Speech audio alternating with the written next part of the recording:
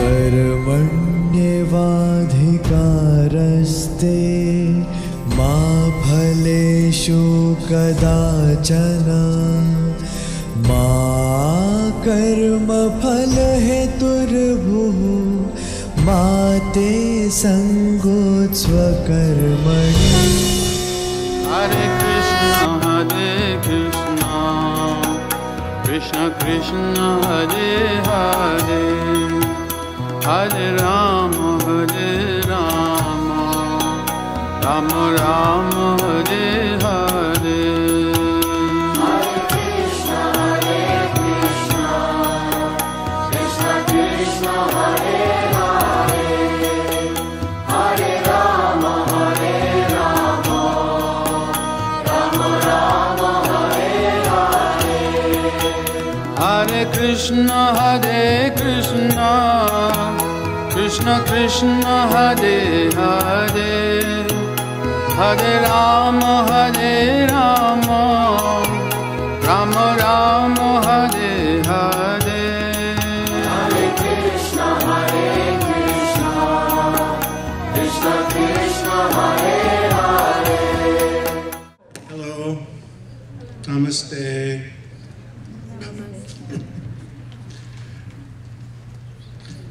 I guess we're introducing ourselves now. I'm Phil Goldberg.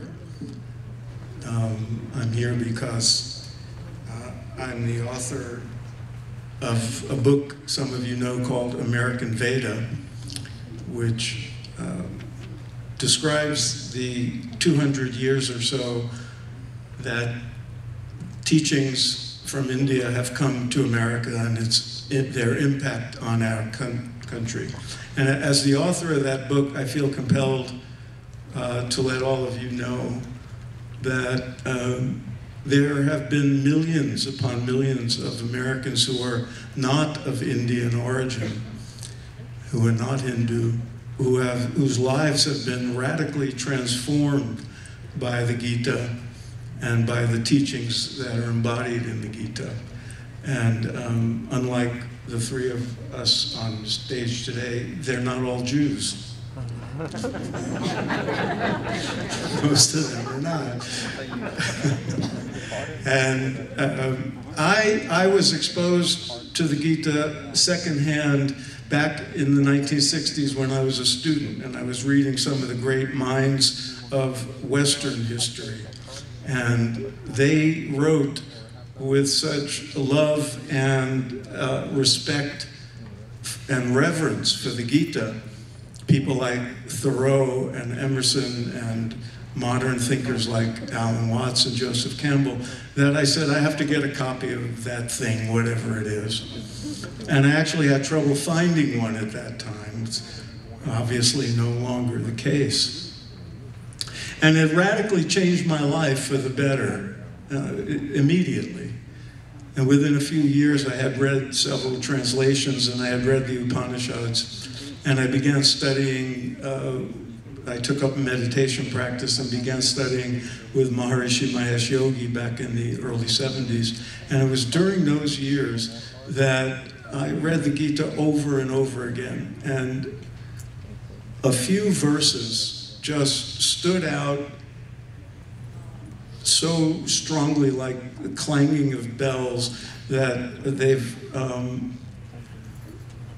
been the organizing principles of my life ever since. I mean, every verse in the Gita is something to be studied for a lifetime, and there's millions of lessons to be learned in each.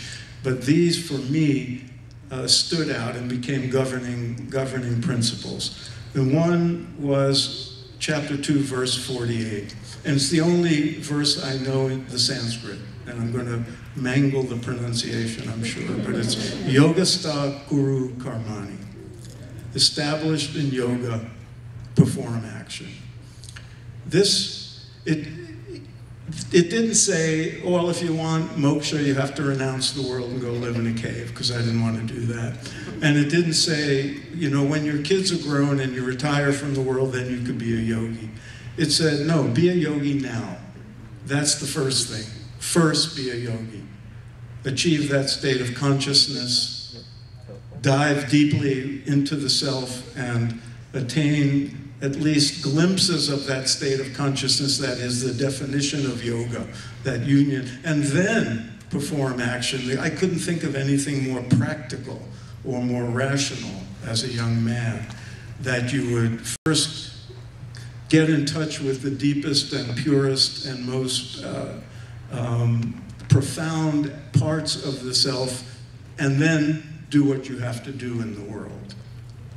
Whether you're a warrior or an author like me who plays around with words instead of bows and arrows. And then the question arises, well, what kind of yoga? And what kind of action? And there the Gita gives us choices. And I was a very anti-religious young man.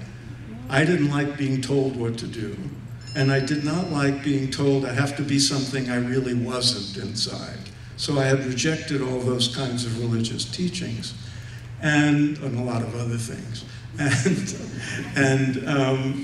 But here was this profound teaching that gave me choices. And then it gave me the concept of Dharma. And the other verse that stood out and I memorized early on and still governs my life is 335. Because one can perform it, one's own Dharma, even if it's lesser in merit, is better than the Dharma of another. Better is death in one's own Dharma. The Dharma of another brings danger. Really? Wow. Here was a message that said you can be true to yourself. It not only gave you permission to be true to yourself, it said you must be true to yourself. You must find your Dharma. And by being true to yourself, it wasn't just the superficial thing of, do your thing like hippies used to say. It was the highest calling of a human being can attain, and the authenticity of one's personal Dharma. And those two things, one told me the value of sadhana. And in all these 40 some odd years, I think I've missed one day of sadhana, or maybe 5. And being true to one's Dharma. Those two principles have been the governing factors of my life. And I'll yield at this point. Thank you. Hi folks, we have Interfaith Council Minister and author of the best-selling book, American Veda.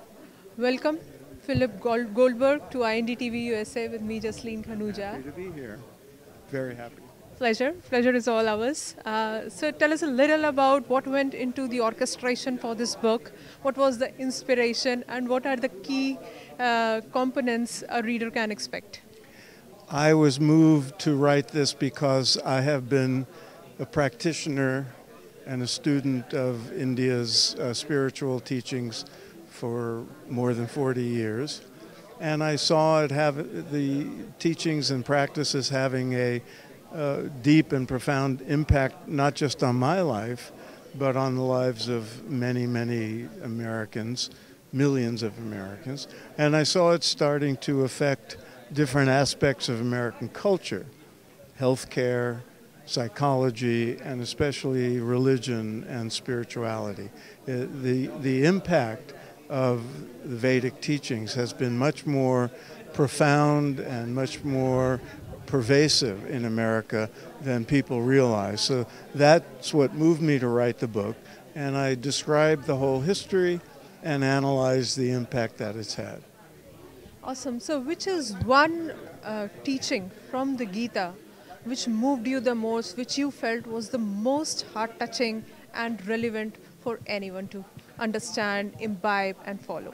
I have to pick one? Okay. The one verse that has always stood out to me is the one in Sanskrit is Yogastha Kuru Karmani. Establish in yoga, perform action. This encapsulates so much of the teachings because it is telling you that if you are a practicing yogi, if you do your sadhana, if you engage in the practices that establish the state of unity, that is the definition of yoga, your actions in the world will be more effective, and you will have more fulfillment from the actions in the world. So that one teaching, to first be a yogi, honor your sadhana, do your sadhana regularly, for the sake of your action and for the sake of your own spiritual development. This is a terribly important teaching, and one we should not neglect. So in a way, you totally agree, you're totally on board with the fact that Gita is referred to as the spiritual dictionary, and it is also called the book of the God. You can, the Gita can be whatever you want it to be. If you're a bhakta, it is the book that calls you to devotion to Krishna or to God. If you're a jnani, you'll have plenty of information to study, to analyze, and to lead you to the path of discrimination and discernment. If you're a karma yogi, you'll have instructions for that. It is an all-purpose book for religious people, secular people, people interested in the study of consciousness, people just interested in living a good life. Awesome. You have a message that you want to throw out to our IND TV USA viewers? I want to say that the spiritual heritage that is India's has been a central part of my life, and most of your listeners are probably Indian American heritage, and they should know and be proud of how deep and profound the impact of Vedic teachings have been on many millions of Americans.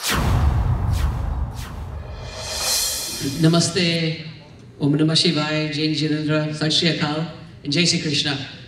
I'm really honored to be on this panel with very prominent dignitaries and luminaries of Hinduism in our community. I know that we're running over, so I'm going to try to stay on time. Maybe you can get home a few minutes earlier for dinner, because you have some great speakers coming afterwards. I want to tell you my background and where the Bhagavad Gita came into my life. I was born and raised in the United States, in the East Coast.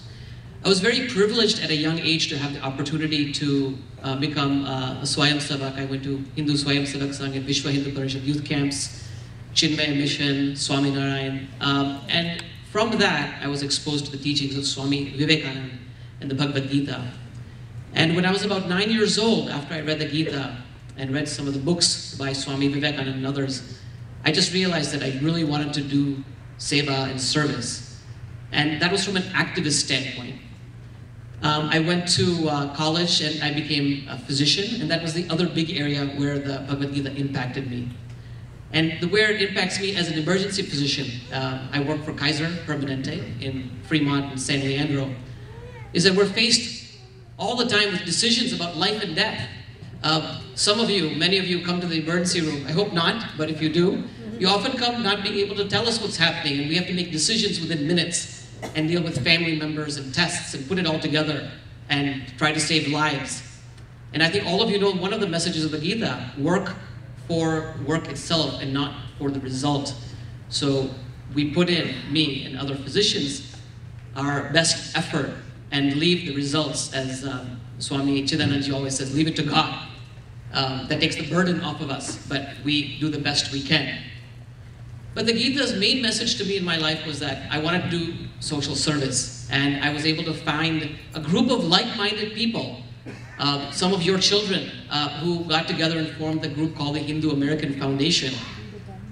And I don't want to talk about what our group does, but what I found is that we can live out our own karma, the karma yoga that the Bhagavad Gita talks about, not just by necessarily serving the poor or cleaning the streets, but by serving a broader cause through the organization. And when we work in a group, many of you who look at organizations say that you think there are people on the stage and people with a microphone. But I can tell you that what we've done in our organization is we've said that we're going to make this group a forum to practice karma yoga. And what that means is within our group, we're not going to fight for the podium, we're not going to fight for the platform, we're going to work as true sevaks. And with 13 years in our organization, with people who are born and raised in this country, people who read the Gita, people who are your children, we've never had a fight or within the organization for power or podium. And I think that's a testament to many of you as parents, to the Swamijis and others who've guided us. But we really try to live our life that way.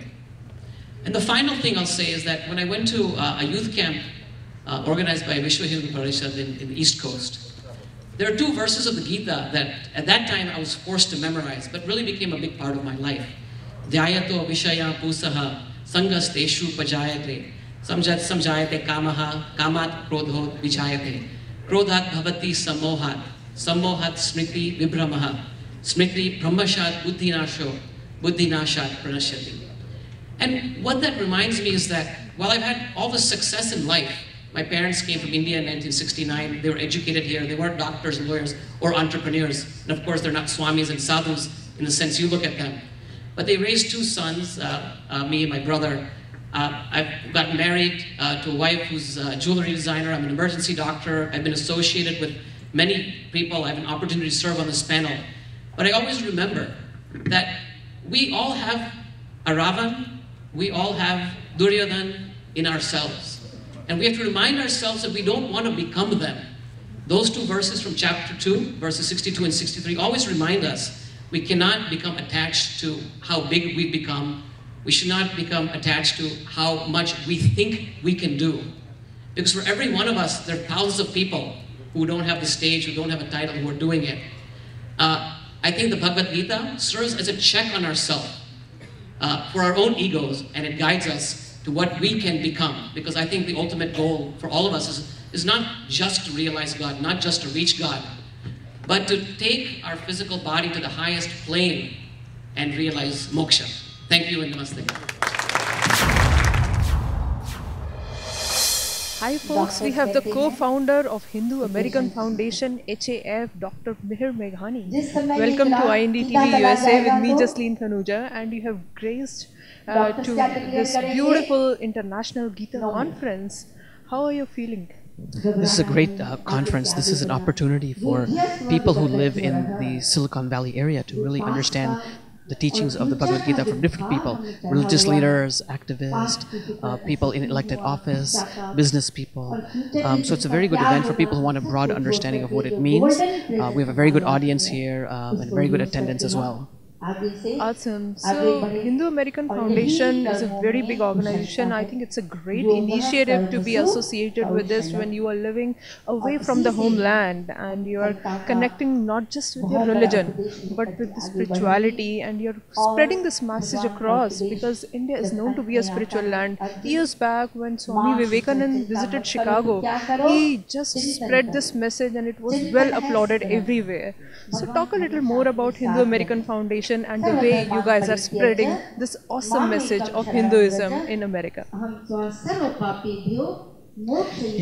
So the Hindu American Foundation's focus is to educate people in policy circles and non-Hindus about Hinduism and the Hindu American community. So this conference and the message of the Bhagavad Gita is extremely important, because what it's doing is saying that we have this great text, this great ancient text from 5,000 years ago that is very applicable to the lives of people today, whether they're Hindu, non-Indian, Hindu, Indian, non-Indian.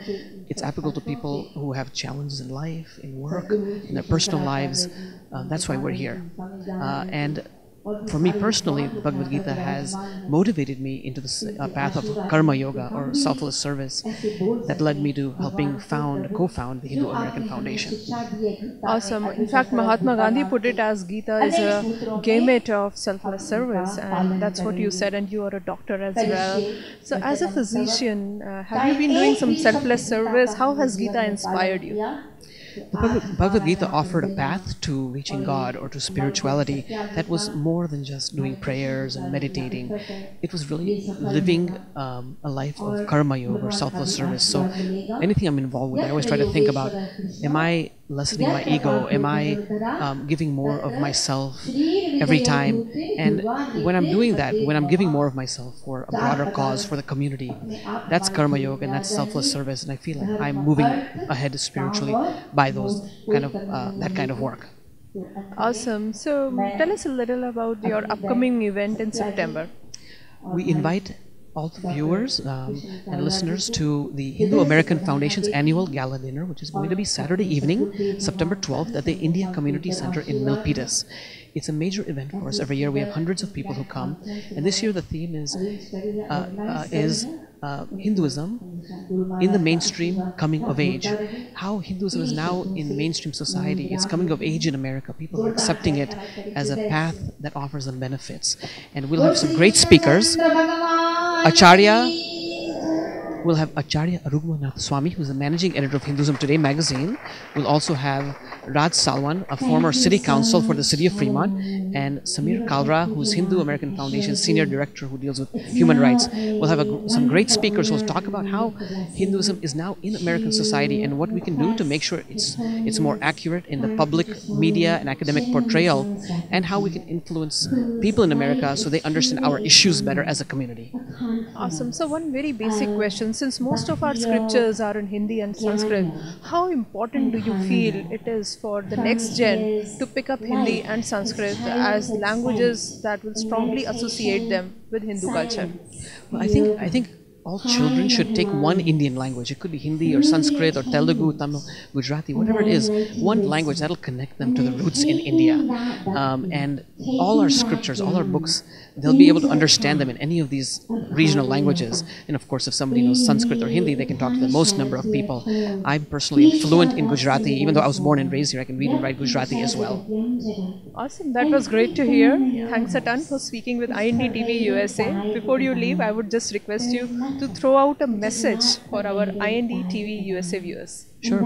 Well, I would encourage all the viewers to get more involved in the community. In particular, the Hindu American Foundation is your voice to reach out to the broader American society. Please visit our website at hafsite.org. That's halfsite.org. And please join us on September 12th at the India Community Center for our annual gala dinner. Thank you. Thank you, sir. It was a pleasure speaking with you. Gita Sugita Kartavya Kimanyai Shastra Sangrahe Ya Swayam Padmanabhasya Mukapanmat Vinisritaha Sarva Shastramayi Gita Sarva Deva Mayo Hari Sarva Tirtha Mayi Ganga Sarva Dharma Mayi Daya.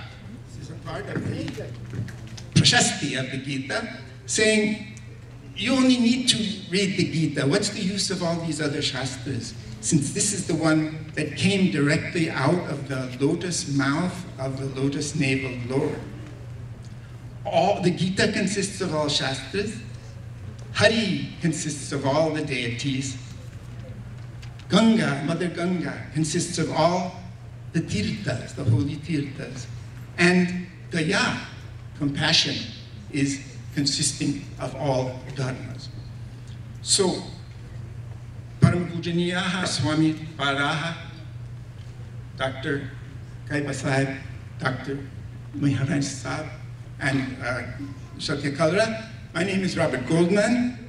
I'm the other Jewish panelist here apparently today. So I want to talk for a few minutes about the role the Gita had in my life, because my whole life was essentially changed by my, more or less accidental, if you believe in accidents, exposure to the Gita when I was young. I'm a professor of Sanskrit at the University of California at Berkeley, so my entire life is actually working on Gita, Gita commentaries, Ramayana, Mahabharata, all the great classical, philosophical, and literary treasures of the Sanskrit tradition. But when I was a young man in high school, you know, filled with all the angst and anxieties and troubles of teenagers from antiquity to the present, and I was having some difficult time with teachers and parents and girlfriends, I happened to pick up a little paperback book someone had left around. It turned out to be the translation of the Bhagavad Gita by Christopher Isherwood and Swami Prabhavananda. And I was just astonished by it. I had never read anything quite like that, because it seemed to teach a way to live in the world without being subject to the emotional storms of life. In other words, not succumbing to vishada, as Arjuna nearly succumbs to, but for the counsel of Lord Krishna. And that put that seed in my mind that this was a text unlike others I had seen, because it not only is a spiritual text, teaching you how to attain the highest spiritual goals, but at the same time is teaching you how to live in the world with all the problems of the world without being touched by it, if you do it in a certain way, which is preached by Lord Krishna in the form of karma yoga. Because, as you see, as Adi Shankaracharya, the great philosopher, in his magisterial commentary to the Bhagavad Gita, notes that at the beginning of the world, the Holy Lord Narayana created Dharma in two flavors, if you like. Dvivido hi vedokto dharma. The Dharma of the Vedas comes in two fashions. The Nivritti Dharma and the Pravritti Dharma. That is Dharma of withdrawal from the world and focusing only on your inner life and spirit, which is a wonderful thing, and many great sages have attained that. And then there's Pravritti Yoga, that is staying in the world, doing your job, no matter what it is, because it is your duty. And Arjuna, when confronted with an unpleasant duty, fighting with his own family, says, I don't want to do this. I can't do this. I'm going to take to Nivritti Yoga. I'll be an ascetic, a mendicant. I'll go off into the forest. Krishna says, no, there is a way of being in the world without being touched by the world in a negative way. And this is the Karma Yoga, which consists of two things. That is, Nishkama Karma. That is action in the world without desire for anything. Right? And Swadharma, doing what you are born to do, so to speak. So he rejects for Arjuna, who's a man of the world, a soldier, a prince, this path of Nivritti Yoga, right? Karmaya vidhikaraste ma bhaleshu kadachana. Your duty is to do your job. Just don't obsess about the outcomes. Don't worry about the outcomes, right? Ma palaheturbu. Don't get worried about the outcomes all the time, but never, and this is the important part, but never get addicted to inaction. And that leads to the other very important, unique contribution of the Gita among all ancient texts, which is this concept of loka sangraha. That your job here is to build a better world. You can talk about Swarga Loka, you can talk about salvation, but build this world first. Remember, ahimsa paramo dharma. Thank you very much. Hi folks, we have Professor Dr. Robert Goldman, who teaches at University of Berkeley in California. Welcome to IND-TV USA with me, Jasleen Khanuja. And it is totally a surprise to see someone white teaching Sanskrit, a language which is pretty much tough, which is supposed to be a root language in India, and which is a mother of so many other languages across, not just in India, but many other languages worldwide. So how did you get associated with Sanskrit? Well, thank you, Jasleen. Very nice to be here. I first got involved with Sanskrit directly. Actually, the first contact I ever had with India or Indian studies was through the Gita when I was in high school. And, you know, like all teenagers, I was having all kinds of issues and, you know, angst and trouble with parents and so on and so forth. And I happened to pick up a copy of the translation of the Gita by Christopher Isherwood and Swami Prabhavananda, which was popular in those days. And I was very impressed by it, very drawn into it, particularly because of this concept of karma yoga, the idea that you could detach yourself from the emotional connections with things, with craving and so on. And I found it very helpful to me personally. So that was a bit of a background, you know. Then I went off to university, and I was following, like most of my students at Berkeley, from Indian backgrounds, following a pre-medical track, and chemistry and biology. And we had at that time a chance to take a course which they used to call Oriental Civilizations, in those days when you could use those terms like Oriental, which are not so politically laden as they are today. And this was a survey course of the cultures and history of India, China, and Japan, from antiquity to modernity. So this was something they didn't teach us in the high schools in those days. We knew nothing. And I was fascinated with it. And I found China and Japan very interesting. But the Indian material just was completely extraordinary to me. I was just became fascinated with it. So I began to ask my teachers, how can I learn more? And they said, you should take this course, history, there's art history, because I was at Columbia University, where there are many courses you can take. So I took a lot of courses about India. And I said, I would like to learn more.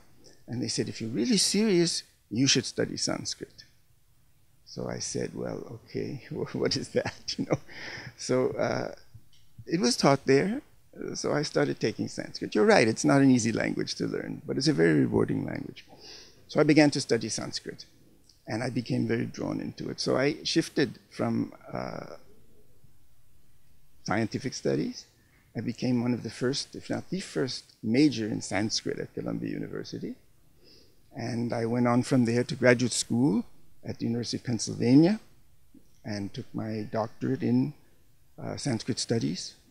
And then I went on to India, and I spent 2 years in Pune working with traditionally trained Sanskrit scholars, pandits, shastris, reading Gita, texts of Madhusudana Saraswati, Mahabharata, Ramayana, all the great classic works of literature, philosophy, and so on, and came back. And I was offered a job at the University of Rochester in upstate New York, teaching Sanskrit and Buddhism and Indian religions. And then I was called to Berkeley, and I was appointed there as an assistant professor of Sanskrit a long time ago. And I've been there ever since. I travel frequently to India for a year or two at a time when I can to study, do research, and work. My principal work over the last several decades, just now completed, is a massive new translation of the Valmiki Ramayana, which is one of the great root texts of not only India, but all over Asia. Because, you know, everywhere you go in Asia, whether it's Thailand, Cambodia, Singapore, Laos, Sri Lanka, Ramayana is there in one form or another. Whether it's a Buddhist country or a Muslim country, Hindu country, everyone loves Ramayana, right? And of course in India there are many, many important Ramayanas of Tulsidas, Kamba, and Eknath, Kirtibash, and so on and so forth. So we feel that it's important for people to have a readable, densely annotated translation of Valmiki's immortal Adi Kavya, as they call it, the first poem. So we've been working on that for many years, and just now finished the 7th volume. It's a huge work now. This work is in 7 huge volumes. It'll be 6,000 pages, I suppose, when this last book is finished. So that's what we've been working on. And I've been working on developing India studies at University of California. We have raised money for chairs, studies. We're now working with the community here on trying to develop a center for Hindu studies, where students, we have many, many students from Indian families in the Bay Area who come to my courses, 100, 200 at a time, because I teach also courses in English on Ramayana, Mahabharata, Hinduism, Indian mythology, and these students don't have a good grasp of it, you know, from growing up here. They have a very shaky grasp, but they all flock to these courses. And we feel that we're helping, you know, these students get some good understanding of where they came from, where their parents came from, what the culture is, why their parents do certain things, have certain attitudes, where do these traditions come from, how are they rooted in the culture of India through texts like Gita, Ramayana, Mahabharata, and so on. So that's what we do. I've been doing that for 45 years at Berkeley. I've trained thousands and thousands of students. Awesome. So I'm sure you've got well connected with Indian ethnicity, and you've mentioned you've been to Pune. Have you also visited the Gurukul University in India, which is considered to be the most authentic Sanskrit university in India? Not particularly. I've been to many universities in India, to Banaras Hindu University, to the Sanskrit University in Banaras, I taught with my wife at Jawaharlal Nehru University. I've been affiliated with the University of Pune, and visited at the Calcutta University. So I have a lot of colleagues and friends at all the major Indian universities, and I have lived and taught at Indian universities for many years. So what are the typical challenges in teaching children out here in the United States a typical foreign language, because this is not a kind of a language which is very well spoken. You will not find any Indian state in which Sanskrit is spoken as a primary language or as a mother tongue. So there are typical challenges in learning this kind of a language, and especially when we are here in United States, when Indian kids can't pick up this language from home as they can pick up other languages, other dialects and other regional languages. So as a professor, what kind of a special effort you have to make to send your message across students in your US? Well, that's a very good question. It's true that most of the students have very little background in Sanskrit. Indeed, many of them don't have much of a background in the regional language that they speak. That is, the students born here maybe understand a little Hindi or Marathi or Tamil. Some speak it quite well. Some actually now are coming directly out of the Indian high schools, which is something new. We get a lot of freshman students coming out of Delhi public schools in Chennai. This is an interesting thing. Some of them have had Sanskrit. And more of the Indian students are beginning to take Sanskrit. Mostly they had been taking the modern languages. We also teach Hindi, Urdu, Punjabi, Bengali, Telugu. But more of them are becoming intrigued by Sanskrit.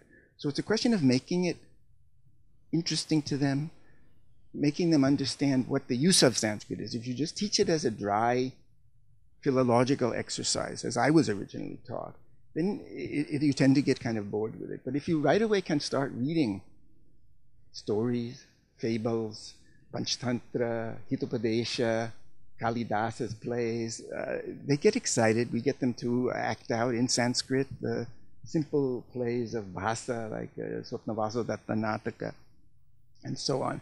They become quite interested. They're very bright students that we have at Berkeley, and more and more of them are becoming interested in Sanskrit, and we try to teach it using the traditional categories and methods of the Indian schools of teaching, not the, because when we were taught Sanskrit, it was all as if you were teaching Latin or something. You used the different systems, you learned the paradigms differently, it was up and down the case systems rather than, across the da-di-da-di-di-da-di-ni, da-di-da-di-di-da-di-ni, that kind of Indian method of doing it.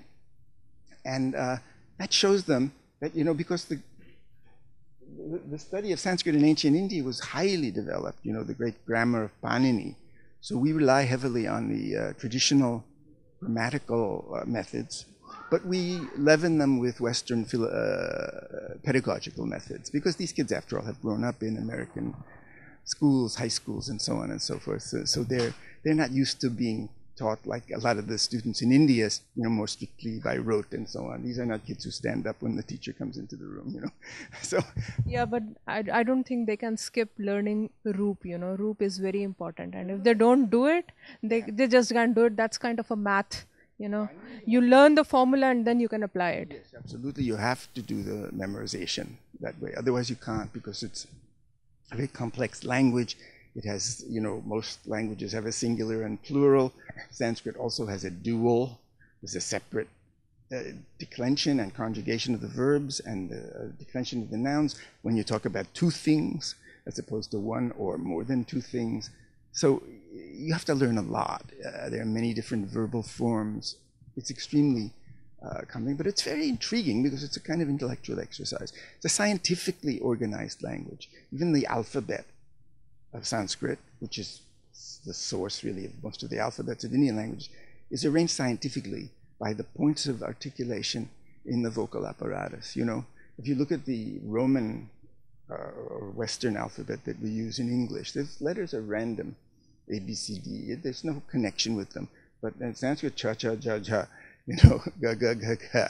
It's all about the same point of articulation in classes of sounds, whether they're kantya, talavya, ostya, and so on. So even from ancient times, the scholars knew that language was something you had to analyze, study, subject to a system of rules. So you get these great works like the Ashtadhyayi of Panini, which is a complete set of about 1,000 rules for explaining or generating all the grammatical forms of Sanskrit. So it's quite an extraordinary exercise once you get into it. like anything worth doing, it takes your time and energy, right? Well explained, you know. I can feel I'm talking to a professor of Sanskrit. And for those of you who don't know, Panini is a well-known grammar expert who laid kind of the foundational stones for Sanskrit grammar. He was supposed to be a dumb guy. He was initially called Varadraj, but you know, when he just read it over and over again, and practiced it so hard, he actually got the complete hang of it, and that's why the story is very well known to it. Well, thanks a ton, Dr. Robert, for speaking with INDTV USA. It was truly a pleasure getting a feel of Sanskrit language being taught in an American university in US here. Thank you so much. कर्मण्येवाधिकारस्ते मा फलेषु कदाचन मा कर्मफलहेतुर्भुः मा ते सङ्गोत्स्वकर्मणि. Hare Krishna, Krishna Krishna, Hare Hare, Hare Rama, Rama Rama, Hare Hare. Hare Krishna, Krishna Krishna, Hare Hare, Hare Rama, Rama Rama, Hare Hare. Hare Krishna,